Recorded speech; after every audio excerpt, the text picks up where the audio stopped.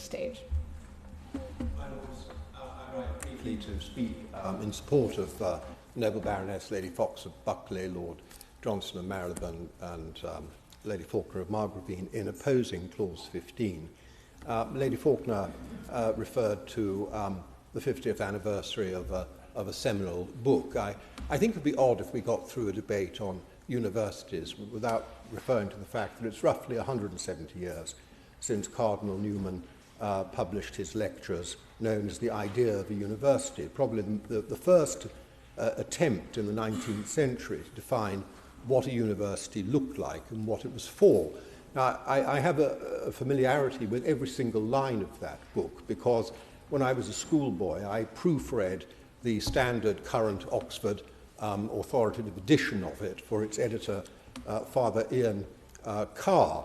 And I carry, and indeed a very minute examination of the acknowledgements would reveal that to be the case. But there are two things, I think, we're discussing this in a very modern way, but I think there are two things we can take away from Newman that really are very important and relevant to this particular amendment.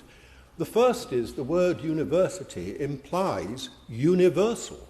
That is, that there are no bounds on the fields of inquiry to which a university can go. And the second is that for Newman, this is a collective endeavour.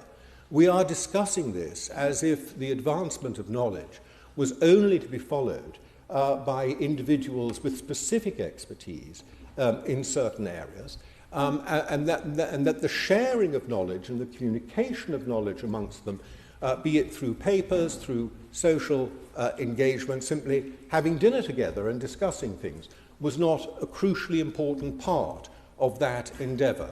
So I would simply urge those 2 points at this stage and say that it does seem to me that Amendment 15 is wholly misconceived as to how knowledge is advanced and what a university actually is and should be. Say that Amendments 15 and 16